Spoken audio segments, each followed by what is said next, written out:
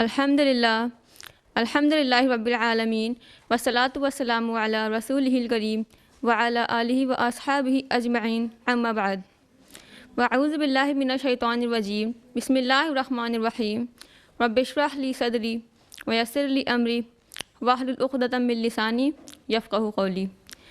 My dear sisters, अस्सलामु अलैकुम व रहमतुल्लाहि व बरकातुहू।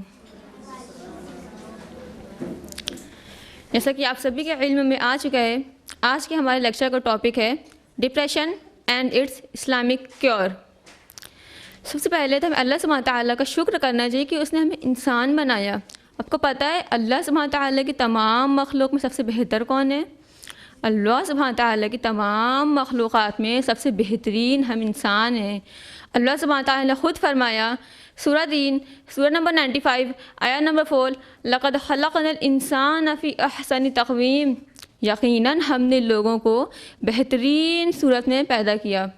तो हमें अल्लाह का शुक्र करना चाहिए कि उसने हमें इंसान बनाया, हमें अक़्ल व फ़हम दी, हमें इल्म सिखाया, हमें सोचने और समझने की काबिलियतें बख्शी जो कि किसी दूसरी मखलूक को नहीं बख्शी। और उससे भी अहम कि उसने हमें मुसलमान बनाया, हमें क़ुरान दिया, हमें फ़जीलत अता की और बेशुमार एहसानात हम पर किए। और उन एहसानात में क्या है? उन एहसानात में अल्लाह की पहचान है, ज़िंदगी गुजारने के उस सलीक़े को जानना है जो उसने हमें सिखाया। लेकिन अफसोस कि आज हम उस तरीक़े से नावाकिफ़ होने के बिना पर बहुत सारी मुश्किलात का शिकार होते हैं। इंसान मादी तरक्की करता चला जा रहा है और तरह तरह के मसाइल में घिरता चला जा रहा है, तरह तरह की परेशानियों में मुब्तला रहता है। इसी तरह से आज के दौर में पेश आने वाली परेशानी या बीमारी में से एक अहम तरीन बीमारी है, जिसे हम रूहानी बीमारी भी कह सकते हैं। वो क्या है? डिप्रेशन। अब क्वेश्चन ये आता है, व्हाट इज़ डिप्रेशन? डिप्रेशन क्या है? Depression means a mental health disorder that can affect our life deeply, यानी एक ऐसी जहनी कैफियत जो कि हमारी ज़िंदगी में काफ़ी गहरा असर डालती है। डिप्रेशन, जिसे उर्दू में मायूसी, पस्त हिम्मती और रंजो गम कहते हैं। अच्छा, मोस्टली लोग ये तो नहीं सोच रहे हैं कि हमको डिप्रेशन नहीं है, या फिर डिप्रेशन जिसको है उसके लिए है, या फिर ये कि हमारी लाइफ में तो कोई गम ही नहीं है तो हमें क्यों डिप्रेशन हो सकता है। तो आपसे ये कहना चाहेंगे, हमारे माइंड में जो डिप्रेशन की इमेज आ रही है ना, बिल्कुल लास्ट स्टेज होती है, क्लिनिकल स्टेज होती है, जहाँ पर पेशेंट को प्रॉपर ट्रीटमेंट की ज़रूरत होती है, काउंसलर या साइकियाट्रिस्ट के पास जाने की ज़रूरत होती है। लेकिन आज हम डिप्रेशन के उस स्टेज की बात करेंगे जहाँ से डिप्रेशन की शुरुआत होती है, यानी डिप्रेशन का फर्स्ट स्टेज। और इसको जानने के बाद शायद ही हम में से कोई कह सके कि हमको डिप्रेशन नहीं है। हम सब कहीं ना कहीं किसी न किसी कैटेगरी में ज़रूर फॉल कर रहे होंगे। एक ऐसी कैफियत जहाँ फिर कुछ अच्छा न लगना। According to Harvard medical school, depression हमारी बॉडी पर अफेक्ट करता है, जिससे इंसान की आईसाइट वीक हो जाती है, स्टमक पेन, हेडेक, वॉमिटिंग और इंसान मेंटली वीक हो जाता है। According to psychiatrist time 2018, depression का बॉडी पेन और बैक पेन से बहुत गहरा रिलेशन है। सैडनेस ऑफ मूड, किसी में मन ना लगना, इंटरेस्ट कहीं नहीं होता इंसान का, आप किसी चीज़ में कंसंट्रेट नहीं कर पाएंगे, चाहे पढ़ाई हो, चाहे जॉब हो, चाहे रिलेशनशिप हो। स्लीपिंग एबनॉर्मलिटीज़ बहुत होती है इसमें, भूख में चेंजेस, नेगेटिव थॉट्स इंसान के माइंड में बहुत आते हैं। और सबसे ख़तरनाक, ऐसी लाइफ से क्या ही रखा है, इससे अच्छा इसे ख़त्म कर दिया जाए, और फिर इंसान सुसाइड कर लेता है। According to WHO world health organization, India has the second highest number of countries depressed in the world. This means that 1 out of 3 individuals suffers from depression. यानी आज हर 3 में से कोई एक डिप्रेशन का पेशेंट है। और आज से 5 साल पहले 2017 का डेटा हम देखें तो 1 out of 3 individual suffers from depression था, यानी हर 7 में से कोई एक डिप्रेशन का पेशेंट था। लेकिन आज पिछले 5 सालों में इतना ज़्यादा बढ़ गया है कि आज हर 3 में से कोई एक डिप्रेशन का पेशेंट है। यही नहीं, according to world bank, it is also expected that in the next 10 years depression will put more burden on nation than any other disease. और अगर आज हम पूरे वर्ल्ड की बात करें तो in all over the world 300 million people experience depression, जिसमें से 18% लोग सुसाइड कर लेते हैं। और 18% वो हैं जो सुसाइड में सक्सेस होते हैं, क्योंकि ज़रूरी नहीं है कि हर कोई सुसाइड करे उसकी मौत आ जाए, कुछ बच भी जाते हैं। तो 18% वो हैं जो सुसाइड में सक्सेस होते हैं। तो ये इतनी ख़तरनाक बीमारी है, इसकी शुरुआत बहुत छोटी होती है, जिसको हम आप रियलाइज़ ही नहीं कर पाते हैं। अकॉर्डिंग टू साइकोलॉजिकल स्टडीज़, छोटे बच्चे से लेकर बड़े बूढ़े, मेल फीमेल, मैरिड अनमैरिड, सब में डिप्रेशन प्रिवलेंट है। तो ये इतनी ज़्यादा ख़तरनाक बीमारी है कि इंसान अपनी आखिरत तक बर्बाद कर ले रहा है, सुसाइड कर ले रहा है। और जैसा कि हम सबको पता है कि इस्लाम में सुसाइड हराम है। अल्लाह सुब्हानहू तआला ने बुखारी की हदीस में फरमाया है, उस शख्स पर जन्नत हराम है जिसने खुद से खुद की जान ली हो। और उसकी सज़ा भी यही है कि जिस चीज़ से उसने दुनिया में सुसाइड की है उसी से उसको वहाँ सज़ा मिलेगी। तो आखिर ये बीमारी इतनी आम क्यों हो गई है आज? क्यों हर कोई आज डिप्रेशन की बात करता हुआ नज़र आ रहा है? हर 3 में से कोई एक आज डिप्रेशन में मुब्तला है। तो इसके कॉजेज़ जानना हमारे लिए कितने ज़रूरी हैं कि आखिर ये बीमारी आज इतनी आम क्यों हो गई है। तो इसका सबसे पहला और बेसिक कॉज है जेलसी, हसद, जिसको हम लोग उर्दू ज़बान में जलन बोलते हैं। किसी का घर बहुत खूबसूरत है, उसको देखकर जेलस होना, या फिर किसी के हस्बैंड या किसी की वाइफ को देखकर जेलस होना कि वो अपनी वाइफ को हर हफ्ते घुमाने ले जाते हैं, या हर फर्स्ट सैलरी को उनको गिफ्ट्स ला कर देते हैं, या फिर किसी का बैंक बैलेंस देखकर जेलस होना, या फिर किसी रिश्तेदार की बेटी ने अच्छा पढ़ लिया उसको देखकर जेलस होना, या फिर रिश्तेदार की बेटी अच्छी जगह जॉब लगी उसको देखकर जेलस होना। मतलब किसी की खुशी में खुश नहीं होना, हर चीज़ में जलना, जेलस। हदीस है अबू दाऊद की, रसूलुल्लाह सल्लल्लाहु अलैहि वसल्लम ने फरमाया, जेलसी यानी हसद इंसान की नेकियों को ऐसे जला देती है जैसे लकड़ी को आग लकड़ी को कितनी जल्दी पकड़ती है और लकड़ी पूरी तरह से जला कर उसको राख कर देती है। ऐसे ही जेलसी इंसान की नेकियों को जलाकर राख कर देती है और उसके अंदर ईमान की रुखसती हो जाती है, उसके दिल में ईमान बचता ही नहीं है। Jealousy can turn a good person into an evil. Jealousy को इसलिए भी इस्लाम ने पूरी तरह से डिस्करेज किया है because jealousy also gives 2 major sins. First is back biting and गीबत, एंड सेकेंड एक्यूजेशन, तोहमत। Jealous person can cross any limit just to make people unhappy. वो कोई भी लिमिट क्रॉस कर सकता है ताकि जिससे वो जिस चीज़ वो जेलस हो रहा है, अल्लाह सुब्हानहू तआला की जो नेमत है उस पर है, जिस पर्सन से वो जेलस हो रहा है उससे वो छीन जाए। लेकिन जब ऐसा नहीं होता है तो वो उसकी पीठ पीछे उसकी बुराइयां करने स्टार्ट कर देता है, उससे गीबत करने लगता है ताकि उसकी इमेज स्पॉइल हो जाए। लेकिन जब ऐसा नहीं होता है तो फिर वो उस पर गलत और झूठे इल्ज़ाम लगाने लगता है, तोहमत लगाने लगता है। लेकिन जब उससे भी कुछ नहीं होता तो वो सैड और मायूस होकर डिप्रेस्ड हो जाता है।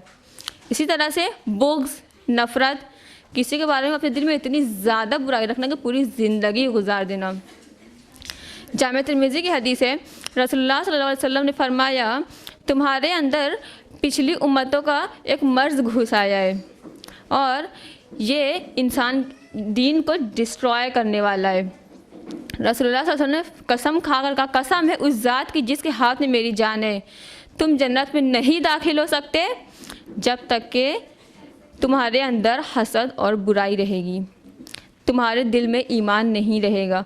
यानी कि अगर किसी शख्स के अंदर नफ़रत, हसद और बुग़्ज़ आ जाता है, उस शख्स के दिल से ईमान चला जाता है। और लालच, कंपेयर, हर चीज़ में कंपैरिजन किसी से करना, किसी का घर बहुत खूबसूरत है उसको देखकर अपने घर से, और आजकल लेडीज़ में बहुत हैं ब्यूटी, किसी का ड्रेस बहुत खूबसूरत है, किसी का टैलेंट, हर चीज़ में कंपैरिजन करना। और फिर जब इंसान कंपेयर करता है तो क्या होता है, उससे उसकी लालच बढ़ती है कि काश वो चीज़ मेरे पास आ जाए। अब ये काश में इंसान हमेशा सैड और हमेशा डिप्रेस्ड रहता है। इसी तरह से कॉम्प्लेक्स, सुपीरियरिटी या फिर इन्फीरियरिटी। सुपीरियरिटी में क्या होता है, इंसान बोलेगा हमसे ज़्यादा खूबसूरत कोई नहीं है, हमसे ज़्यादा रिच कोई नहीं है, हमसे ज़्यादा ब्यूटीफुल कोई नहीं है, हम बहुत टैलेंटेड है, ये हमें कोई कम्पीट नहीं कर सकता। और अपने आप पर तकब्बुर करने लगता है इसमें इंसान। और हम सब जानते हैं, मुस्लिम की हदीस है, हदीस नंबर 265, रसूलुल्लाह सल्लल्लाहु अलैहि वसल्लम ने फरमाया, जिस शख्स के अंदर ज़र्रा बराबर भी तकब्बुर होगा वो जन्नत में नहीं जाएगा, और जन्नत में नहीं जाएगा। इसी तो हम सब पहले से जानते हैं कि तकब्बुर इंसान को जन्नत में नहीं लेकर जाएगा। लेकिन अब क्या हो गया, अब उस इंसान से भी अच्छा कोई आ गया, उससे खूबसूरत कोई आ गया, जाहिर सी बात है अब उससे इंसान सैड और मायूस होकर डिप्रेस्ड हो जाता है। इसी तरह से इन्फीरियॉरिटी, अब इसमें इंसान अपने आप को ही लोगों से कमतर जानता है कि हम खूबसूरत नहीं हैं, हम ब्यूटीफुल नहीं हैं, हम टैलेंटेड नहीं हैं, नहीं हम कुछ नहीं कर सकते, नहीं मेरा क्यों फ्यूचर नहीं है। तो इसमें इंसान जो चीज़ कर सकता है ना वो भी नहीं कर पाता क्योंकि हम नहीं कर पाएंगे। इसी में ही इंसान सैड रहकर डिप्रेस्ड रहता है। तो दोनों ही सुपीरियरिटी या फिर इन्फीरियरिटी, दोनों ही अगर एक्सट्रीम हो जाए तो इंसान डिप्रेस्ड हो जाता है। अच्छा, इब्लीस और आदम अलैहिस्सलाम का वाक़या हम सब जानते हैं ना, कैसे आदम अलैहिस्सलाम को जब अल्लाह सुब्हानहू तआला ने बनाया था और सारे फरिश्तों और जिन्नों से क्या कहा था कि इसको सजदा करना, सब ने सजदा किया, सिर्फ इब्लीस ने नहीं किया। क्यों? क्योंकि इब्लीस आदम अलैहिस्सलाम से नफ़रत और जेलस होने लगा वो। और फिर जब अल्लाह सुब्हानहू तआला ने उससे पूछा कि किस चीज़ ने तुझे रोका, तो उसने क्या कहा, अपने आप पर तकब्बुर किया, मैं तो आग से बना हूँ। और फिर क्या फरमाया, कंपेयर, मैं तो आग से बना हूँ और ये मिट्टी से बना है। तो जितने ज़्यादा आज लोग इब्लीस की सुन्नत फॉलो कर रहे हैं उतने ज़्यादा लोग सैड और डिप्रेस्ड हो रहे हैं। अल्लाह की रहमत से हमेशा सैड और हमेशा डिप्रेस्ड। कुछ साइकोलॉजिकल कॉजेज़ भी होते हैं इंसान के डिप्रेशन के जाने की, जिसमें से पहला है एक्सट्रीम गुस्सा। हदीस है अबू दाऊद की, अबू हुरैरा रज़ियल्लाहु अन्हु से रिवायत है, एक शख्स रसूलुल्लाह सल्लल्लाहु अलैहि वसल्लम पास आया और उसने कहा मुझे वसीयत फरमाए। आप सल्लल्लाहु अलैहि वसल्लम ने पता है क्या फरमाया, गुस्सा ना किया कर। उसने कई बार यही कहा, आप सल्लल्लाहु अलैहि वसल्लम ने हर बार यही फरमाया, गुस्सा ना किया कर। क्यों? क्योंकि गुस्सा शैतान की तरफ से आता है। हम सब जानते हैं शैतान हमसे क्या करवाएगा, वो काम जो अल्लाह को नापसंदीदा है। शैतान इंसान को इतना गुस्सा दिलाता है, शैतान गुस्से में हर चीज़ करता रहता है। शैतान क्या बोलेगा, ये फेंक दो, वो फाड़ दो, हर इंसान गुस्से में बस करता रहता है। शैतान कहेगा ये काम करो, इसको रखा है, इसको फेंक दो, इंसान फेंकता रहता है। फिर क्या कहेगा, वो देखो वो कांच है या सीज़र है, नाइफ है, कुछ भी है, क्या कहेगा, उठाओ, उससे अपना हाथ काट लो। इंसान गुस्से में तो रहता है, उठाता है और हाथ काट लेता है। अब क्या, अब शैतान बाय बोलकर चला जाएगा। क्या कहेगा, मुझे मत पकड़ना अल्लाह, क्या मैं तो बहुत डरता हूँ अल्लाह से, मैंने थोड़ी तुम्हारा हाथ पकड़ कर करवाया था, तुमने खुद अपने से अपना हाथ काटा है। अब इंसान क्या बोलेगा, बचाओ बचाओ, जबकि सब कुछ ख़त्म हो चुका होगा। इसी तरह से किसी अपनों की डेथ हो जाने से इंसान इतना ज़्यादा गम में चला जाता है कि वो डिप्रेस्ड हो जाता है। हालांकि हम सब जानते हैं इस्लाम में 3 दिन का गम है, या किसी वाइफ के हस्बैंड की डेथ हो जाए तो 4 months and 10 days। लेकिन इंसान किसी अपने की डेथ हो जाने से इतना ज़्यादा गम में चला जाता है कि फिर वो गम से बाहर ही नहीं आ पाता और डिप्रेशन में चला जाता है। इसी तरह से किसी के फाइनेंशियल कंडीशन ख़राब होने से लोग सुसाइड कर लेते हैं। एक वाक़या है, एक शख्स थे, संभल के रहने वाले थे, उन्होंने प्लेटफॉर्म नंबर 1 मुरादाबाद स्टेशन से जाने वाली ट्रेन के सामने आकर अपनी जान दे दी। और उनके हाथ में एक शॉपर था, उसमें देखा गया, लोगों ने देखा तो उसमें हॉस्पिटल्स की कुछ रिपोर्ट्स थी, उसमें यह था कि उनके यहाँ पर गले में कुछ प्रॉब्लम थी और फाइनेंशियल कंडीशन भी काफ़ी ख़राब थी उनकी। गुजरात में गए थे जॉब करने, वहाँ से वापस आए और ई-रिक्शा चलाने लगे थे। तो फाइनेंशियल कंडीशन ख़राब होने से अपना इलाज भी नहीं करा पा रहे थे, तो उन्होंने सुसाइड कर ली। सिर्फ सुसाइड ही बची है इंसान के पास। फाइनेंशियल कंडीशन ख़राब होने से लोग सुसाइड कर ले रहे हैं। किसी के हस्बैंड या फिर किसी की वाइफ अच्छी नहीं, उससे इंसान सुसाइड कर ले रहा है। निकाह के बाद अच्छा घर नहीं मिला या ससुराल वाले अच्छे नहीं, उससे इंसान सुसाइड कर ले रहा है। कंपटीशन, बच्चों को स्कूल में एडमिशन कराते ही पेरेंट्स क्या सिखा देते हैं, कंपटीशन। देखो तुम्हें फ़र्स्ट आना है। पेरेंट्स को क्या सिखाना चाहिए, देखो तुम मेहनत करो, लेकिन तुमसे ज़्यादा कोई मेहनत करे तो वो भी तो फर्स्ट आ सकता है ना। लेकिन क्या सिखाएंगे, तुम्हें फ़र्स्ट आना है। अब वो बच्चा जिसको बचपन से सिखा दिया जा रहा है कि तुम्हें फ़र्स्ट आना है, तो क्या वो अपने फ्रेंड्स को फ़र्स्ट आते देख सकेगा? कभी नहीं, बचपन से वो नहीं देख सकेगा उसको। उसके अंदर नफ़रत आएगी अपने फ्रेंड्स के अगेंस्ट। बुक्स, और जेलसी होएगी। तो और आजकल के यूथ की किस चीज़ में कम्पीट कर रहे हैं? सोशल नेटवर्किंग साइट्स पर लाइक्स और कमेंट्स पाने के लिए न जाने क्या कुछ नहीं कर रहे हैं, कितनी हराम चीज़ें कर रहे हैं सिर्फ लाइक्स और कमेंट्स पाने के लिए। और जब ऐसा नहीं हो रहा है तो वो लोग डिप्रेस्ड होकर कुछ सुसाइड भी कर ले रहे हैं। इसी तरह से फ्रस्ट्रेशन, फेडअप, किसी चीज़ से बिल्कुल उकता जाना। आजकल के यूथ पढ़ाई से बहुत ज़्यादा उकता जा रहे हैं, पढ़ाई से, जॉब से, किसी भी चीज़ से बिल्कुल मतलब बस बोर होकर उकता जाना। और फिर लास्ट क्या? डिप्रेस्ड, सैड, मायूसी और फिर सुसाइड। प्रपोजल ऑफ मैरिज, रिश्ते नहीं आ रहे हैं, एक ने रिजेक्ट कर दिया, दो ने रिजेक्ट कर दिया, तीन ने रिजेक्ट कर दिया। अब इसमें लड़की सैड होती जा रही है, हम खूबसूरत नहीं, हमें रिजेक्ट करके चले गए। एक ने रिजेक्ट किया, दूसरे ने रिजेक्ट किया, तीसरे ने रिजेक्ट किया। अब क्या? अब तो भाई 10 लोगों ने रिजेक्ट कर दिया, अब हम अपने माँ बाप को तकलीफ़ नहीं दे सकते। इसमें इंसान क्या हो रहा है? सैड होकर सुसाइड कर ले रही हैं। किसी चीज़ को करने की एक्सट्रीम विल या फिर कैरियर। एक्सट्रीम विल, मुझे ये काम करना ही है, मुझे MBBS क्लियर करना ही है, मुझे नीट क्लियर करना ही है। एक बार किया नहीं लगा, 2 बार किया नहीं लगा। अब क्या? हमने मेहनत नहीं की इसलिए मेरा नहीं लगा। हमेशा सैड और मायूस। हमने कहा ना, इसमें नेगेटिव थिंकिंग बहुत आती। पॉजिटिव इंसान को सोचना चाहिए। पॉजिटिव में क्या हो सकता है, अल्लाह ताला ने इससे भी बेहतर कुछ हमारे लिए चूज़ किया हो सकता है इससे अच्छा हमारी लाइफ, हमारी तकदीर में कुछ हो। लेकिन नहीं, एक बार आए नहीं हुआ, दूसरी बार नहीं हुआ, अब तीसरी बार में इंसान क्या कर रहा है? सुसाइड कर ले रहा है। सीधा से कैरियर, मुझे यहाँ जॉब चाहिए, फिर तो लाइफ सेट है। जब ऐसा नहीं हो रहा है तो इंसान सैड और मायूस होकर डिप्रेशन में चला जा रहा है। एक वाक़या है, मुंबई के रहने वाले शख्स थे, रमज़ान का महीना था, वो आए फर्ज की नमाज़ पढ़े, दोस्तों से मिले और फिर चले गए। और शाम को उनके दोस्तों के पास कॉल आता है, शाम को रात को 10 बजे तक कॉल आता है कि उनकी डेथ हो गई। अब दोस्तों ने सोचा कि शायद अचानक से डेथ हुई है, तो शायद हो सकता है कि हार्ट अटैक वगैरह हुआ हो, तभी अचानक से डेथ होती है। लेकिन अब बाद में क्या पता चल रहा है? उन्होंने सुसाइड कर ली। और पता है किस वजह से सुसाइड की थी उन्होंने? क्योंकि उन्होंने अपनी लाइफ में जो कोर्स किया था उससे उनकी जॉब नहीं लग रही थी। वो अपनी लाइफ में अपनी नज़र में फेलियर थे, तो उन्होंने सुसाइड कर ली। आज हमारी सोसाइटी का क्या हाल है? गौर करिए, अपने आसपास भाई भाई में कितनी प्रॉब्लम्स हैं, सगे भाई भाई में कितनी प्रॉब्लम्स हैं, बहनों में कितनी प्रॉब्लम्स हैं, फ्रेंड्स, पेरेंट्स और बच्चे का तो वो रिश्ता ही नहीं है जो कभी हुआ करता था। आज पेरेंट्स खुद अपने बच्चों के बच्चे बने हुए हैं, फ्रेंड्स का कोई रिलेशनशिप नहीं है। आज कैसे सेकंड्स पर लोगों के फ्रेंड्स चेंज हो रहे हैं। पहले हमारे दादा लोगों के ज़माने के फ्रेंड्स को देखिए, बुढ़ापे तक साथ चलते थे। आज शायद ही किसी के ऑफलाइन फ्रेंड्स हो, वरना तो भाई आजकल सबके ऑनलाइन फ्रेंड्स आ गए हैं। किसी के पास कोई आप अपनी बातें किसी से शेयर नहीं कर सकते हैं, किसी के पास इतना वक्त ही नहीं है। अच्छा, पहले जब 4 लोग बैठते थे साथ तो कुछ बातें वगैरह शेयर करते, प्रॉब्लम्स वगैरह शेयर करते थे, कुछ अच्छा लगता था।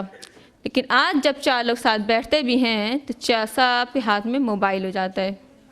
किसी के पास इतना वक्त नहीं है, आप किसी से अपनी बातें नहीं शेयर कर सकते हैं। तो हमें हमारी ज़िंदगी क्यों मुश्किल लग रही है? क्योंकि हमने इसे मुश्किल बनाया है। अच्छा, तो हम अपने माइंड को इतना स्ट्रेस देते हैं, इतना ज़्यादा अपने माइंड को टेंस रखते हैं, इतना ज़्यादा, तो हमारे माइंड में, ब्रेन में कुछ स्ट्रक्चरल चेंजेस आ जाते हैं जिसकी वजह से इंसान डिप्रेशन में चला जाता है। कुछ बायोलॉजिकल कॉजेज़ भी होते हैं इंसान के डिप्रेशन की, जिसमें से पहला है हमारे माइंड में हमारे ब्रेन में 3 टाइप्स के केमिकल्स होते हैं, सेरोटोनिन, डोपामिन, नॉरएपिनेफ्रिन। तो अब इन ब्रेन की कमी होने से इंसान डिप्रेशन में चला जाता है। और हमारे माइंड में एक हार्मोन जिसको हम लोग बोलते हैं कॉर्टिसोल हार्मोन, इसको हम लोग स्ट्रेस हार्मोन भी बोलते हैं। तो 50% डिप्रेशन के पेशेंट में ऐसा पाया गया है कि इन हार्मोन की कमी होने से इंसान डिप्रेशन में चला जाता है। हमारे माइंड का एक पार्ट होता है जिसको बोलते हैं डोर्सल प्रीफ्रंटल कॉर्टेक्स। अब इस पार्ट में ब्लड का फ्लो कम होने से इंसान डिप्रेशन में चला जाता है। या फिर कुछ पिल्स ऐसी होती हैं कि डॉक्टर बोलते हैं ना खाने के बाद सो जाइएगा, सोचिएगा मत ज़्यादा, टेंशन मत लीजिएगा। तो कुछ पिल्स होती हैं या फिर कुछ एक्नी वगैरह की ट्यूब भी ऐसी होती हैं जिससे इंसान डिप्रेशन में चला जाता है। और लास्ट, जेनेटिक, किसी फैमिली मेम्बर में पहले से किसी को रहा हो। सब लोग आम लैंग्वेज में बोलते नहीं कि हमको इसलिए सोचने की प्रॉब्लम है क्योंकि हमारे फादर या फोर फादर को भी प्रॉब्लम थी। तो एक नॉर्मल पर्सन से 6 टाइम्स ज़्यादा उस इंसान में डिप्रेशन होने की चांसेस होती है जिसकी फैमिली मेम्बर ने पहले से किसी को डिप्रेशन रहा हो। तो अच्छा ये बताइए, हम लोग इतना माइंड को अपनी स्ट्रेस देते हैं, हमें अपनी लाइफ इतनी मुश्किल लग रही है, तो हमारे आइडियल कौन है? मोहम्मद सल्लल्लाहु अलैहि वसल्लम। क्या उनकी लाइफ में कोई आजमाइश नहीं आई थी? क्या उनकी लाइफ बहुत अमीरी में, बहुत ऐशो आराम से गुजरी थी? क्या अल्लाह सुब्हानहू तआला ने उन्हें कोई भी तरह से नहीं आजमाया था? यहाँ तक कि उनको अपना शहर मक्का, खुद अपना शहर छोड़कर जाना पड़ा। अपने खुद के लोगों ने, जो उनको अस-सादिक अल-अमीन बोलते थे, उन लोगों ने खुद आपको अपने शहर मक्का से निकाल दिया। तो क्या आपको कोई तकलीफ़ नहीं हुई थी? क्या याकूब अलैहिस्सलाम की आँखें अपने बेटे यूसुफ अलैहिस्सलाम की याद में गम से सफ़ेद नहीं हो गई थी? यहाँ तक कि आपकी आँखों की रोशनी भी चली गई थी। तो हमने तो कभी नहीं सुना कि हमारे सहाबा या हमारे रसूल कोई डिप्रेशन में चले गए हो कभी। क्यों? क्योंकि उन लोगों के अंदर अल्लाह का तक़वा था, पुख्ता ईमान, पुख्ता यकीन था अल्लाह पर, जो कि शायद ऐसा ईमान और ऐसा यकीन आज किसी के अंदर हो। तो यही पुख्ता ईमान और यही यकीन ही तो था कि आप सल्लल्लाहु अलैहि वसल्लम को आपका मक्का शहर फिर वापस मिल गया, मुसलमानों ने मक्का फ़तह कर लिया। यही पुख्ता ईमान, यकीन, यही अल्लाह का तक़वा ही तो था जो याकूब अलैहिस्सलाम को आपके बेटे यूसुफ अलैहिस्सलाम से फिर से मिला दिया और आपकी आँखों की रोशनी भी वापस आ गई थी। हम में से कौन नहीं जानता अय्यूब अलैहिस्सलाम को? कि हम सब बस कुरान में पढ़ते हैं और गुजर जाते हैं? हम सब उससे कोई चीज़ नहीं सीखते? हम सब जानते हैं अय्यूब अलैहिस्सलाम को अल्लाह सुब्हानहू तआला ने कितना नवाजा था। माल दौलत, बीवी, बच्चे, घर, औलाद, सब कुछ दिया था। वो भी अल्लाह के कितने नेक बंदे थे, बहुत शुक्रगुजार बंदे थे वो। फिर क्या हुआ? अल्लाह सुब्हानहू तआला ने उनसे उनका सब कुछ वापस ले लिया। उनका माल दौलत, उनका घर, उनकी औलाद, सब कुछ उनसे वापस ले लिया। अब उन्होंने सजदाए शुक्र किया और उनको खुद एक बीमारी में मुलव्विस कर दिया। उनको अल्लाह सुब्हानहू तआला ने एक बीमारी में मुब्तला कर दिया। तो हमने तो नहीं सुना कि अय्यूब अलैहिस्सलाम कभी डिप्रेशन में चले गए। यहाँ तक कि आपकी वाइफ ने कहा कि आप अल्लाह सुब्हानहू तआला से क्यों नहीं दुआ करते हैं? तो आपको पता है अय्यूब अलैहिस्सलाम ने क्या फरमाया कि ये बताओ हमने खुशहाली कितने साल देखी है? तो आपने फरमाया 70 साल। और कहा कि मैं बीमार कितने साल से हूँ? उन्होंने कहा 7 साल। ये अलग अलग रिवायत में अलग अलग आता है, कुछ में 80 ईयर्स और 8 आता है, कुछ में 70 ईयर्स, अलग अलग है, लेकिन हर में इतना ही है कि आपने खुशहाली ज़्यादा देखी है और गम कम देखा है। तो अय्यूब अलैहिस्सलाम ने फरमाया कि अल्लाह का हक़ बनता है कि उसके शुक्र किया जाए, उससे नाशुक्री और उससे गिला शिकवा ना किया जाए, क्योंकि हमने अपनी लाइफ में खुशहाली ज़्यादा देखी है। तो हम में से कौन नहीं इस हाल में डिप्रेशन में चला जाए? सब कुछ होने के बाद सब कुछ वापस अल्लाह सुब्हानहू तआला ने ले लिया और ख़ुद एक बीमारी में मुब्तला कर दिया। फिर क्या हुआ? अय्यूब अलैहिस्सलाम की वाइफ ने इतना कहा, फिर अल्लाह सुब्हानहू तआला ने उनको अय्यूब अलैहिस्सलाम को क्या हो गया लास्ट में? फिर उन्होंने, क्योंकि वो दुनिया की हकीकत जानते थे। हमने नहीं सुना कि वो वहाँ चले गए, डिप्रेशन में चले गए। क्यों? क्योंकि वो दुनिया की हकीकत को जानते थे कि ये असल नहीं है, लौट कर हम सब को अपने रब के पास जाना है। तो अगर हम सब भी ये सोचें कि ये दुनिया असल नहीं है, हम सब को लौट कर अपने रब के पास जाना है, तो डिप्रेशन का तो सवाल ही नहीं उठता। हम सब क्या सोचते हैं? हमेशा यहाँ रहना है, हम सबको नहीं जाना है अपने रब पास। हम लोग अल्लाह सुब्हानहू तआला की तकदीर नहीं समझ रहे होते हैं। अल्लाह सुब्हानहू तआला ने दुनिया में हर चीज़ें तकसीम की है, यानी अल्लाह सुब्हानहू तआला ने मुख्तलिफ़ नेमतों को मुख्तलिफ़ लोगों में डिस्ट्रीब्यूट किया हुआ है। मान लीजिए अल्लाह सुब्हानहू तआला सबको सब कुछ इक्वल दे दे, उतना ही रिच, उतना ही ब्यूटीफुल, उतना ही टैलेंटेड, हाइट, वेट, सबको सब कुछ इक्वल दे दे। अब ऐसे माहौल में 2 पॉइंट निकलता है। पहला तो ये कि दुनिया का निज़ाम ही कैसे नहीं चल सकता था। एग्जाम्पल से समझिए, कोई एम्प्लॉयर कोई एम्प्लॉय नहीं होगा तो कोई किसी के अंडर काम करना चाहेगा? कोई किसी का ना काम ही नहीं करेगा तो कैसे कोई बड़ा आदमी बन सकता है। जब कोई मजदूर नहीं होगा, कोई बड़ा घर नहीं बनाएगा तो कैसे अमीर लोग बड़े घर में रह सकते हैं। तो दुनिया का निज़ाम चलाने के लिए ज़रूरी है कि कोई एक अलग स्टेटस का हो, कोई दूसरा एक अलग स्टेटस का हो। रिच पुअर, ये सारी चीज़ें दुनिया में होनी ही है। दुनिया का निज़ाम चलाने के लिए ज़रूरी ही है कि अलग अलग स्टेटस का होना, वरना दुनिया का निज़ाम ही नहीं चल सकता। और दूसरा ये कि अगर अल्लाह सुब्हानहू तआला सबको सब कुछ इक्वल दे दे तो कोई गरीब नहीं रहेगा, देने का मसला खत्म है ना। तो फिर आजमाइशी कहाँ रह जाती, जबकि अल्लाह सुब्हानहू तआला ने खुद फरमाया सूरह मुल्क सूरह नंबर 67 आया नंबर 2, अल्लज़ी खलक़ल मौत वल हयात लियब्लुवकुम अय्युकुम अहसनु अमला। हमने मौत और हयात को इसलिए पैदा किया कि तुम्हें आजमाएं कि तुम में से कौन नेक अमल करता है। यानी ये दुनिया आजमाइश है, हम सबको पता है, लौट कर हम सबको अपने रब के पास जाना है। तो कैसे कौन नेक है कौन बद है, इसी से तो पता चलेगा, आजमाइशी से तो पता चलेगा कौन नेक है किसको वहाँ जज़ा मिलेगी और कौन बद है किसको वहाँ सज़ा मिलेगी। लेकिन जब हम इस चीज़ को नहीं समझ पाते हैं तो हम एक्सट्रीम डिप्रेशन में चले जाते हैं। देखिए, हम ये कहना चाहेंगे आपसे बस कि स्ट्रेस, मायूसी, सैडनेस, ये सब लाइफ का एक पार्ट है, सबको होता है, ये सब नेचुरल है, सबको होता है। बट हमें अपने माइंड को इस लेवल तक स्ट्रेस नहीं देना है कि हम शैतान के साथ ही बन जाएं। मैं अपने लेक्चर का इख्तिताम एक दुआ के साथ करना चाहूँगी। रब्बना अफ़रिग़ अलैना सब्रन व तवफ़्फ़ना मुस्लिमीन। ए हमारे रब, हमारे ऊपर सब्र का फैज़ान फरमा और हमारी जान हालत इस्लाम पर निकाल। वाखिरु दावाना अनिल हम्दुलिल्लाहि रब्बिल आलमीन। वस्सलामु अलैकुम व रहमतुल्लाहि व बरकातुहू।